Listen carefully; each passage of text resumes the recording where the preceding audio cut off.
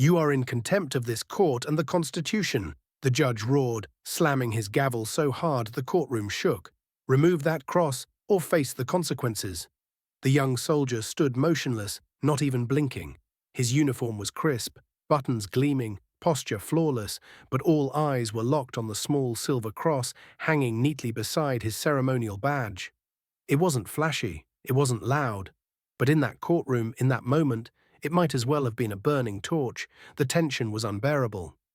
Cameras flashed, reporters whispered, people in the gallery leaned forward like they were watching history being carved in stone. And in a way, they were. The soldier was a tomb guard, one of the elite, sacred few entrusted to stand watch over the tomb of the unknown soldier 24/7, through wind, storm, and silence. A role of honor, discipline, and reverence. And now he was on trial, not for dereliction, not for disobedience, but for wearing a cross while fulfilling his duty. The lawsuit, brought forward by a prominent judge with a reputation for waging legal war against religious displays, argued that the cross violated the neutrality expected of ceremonial guards in a federal capacity. To the judge, it was a constitutional breach. To the tomb guard, it was something far more sacred. He didn't raise his voice. He didn't argue. He simply looked the judge in the eye and said, "Sir, with all due respect, this cross isn't a political statement. It's the reason I stand without flinching." The courtroom fell silent, and then he spoke, not to defend himself, but to reveal himself. He shared how, as a boy, he grew up in a broken home. His father died in Afghanistan before he could walk. His mother battled cancer for years. At 16, he was homeless, sleeping in a church pew after school. One night, an old veteran handed him a small silver cross and said, "This kept me alive in Vietnam. Let it remind you you're never alone." That cross became more than metal. It became mission. He joined the army not just for a career, but for purpose. And when he was selected as a tomb guard, he knew exactly what it meant. Every step, every shift, every second guarding the unknown was for someone who gave everything. Someone whose name may never be spoken, but whose soul would never be forgotten. So he wore that cross, not for show, not for defiance, but for memory. "For the soldier buried without a name," he said, voice steady. "I wear this for him. I wear this because I know someday that could be me." A murmur rippled through the courtroom.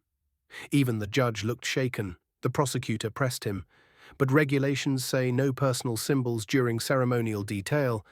Isn't that true?" "Yes," the soldier replied calmly, "but no regulation can override why I serve." He paused, then delivered a line that would echo across America. "I guard the unknown, but I know who I am. And this cross reminds me to never forget the ones we lost, whether we knew their names or not." The judge leaned back, visibly rattled. The gavel never came down again. What happened next made history. The case went viral. News anchors debated it. Veterans rallied behind him.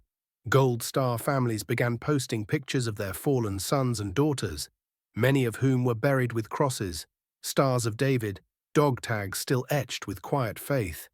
The question stopped being, "Is this allowed?" and became, "How did we forget why they served?"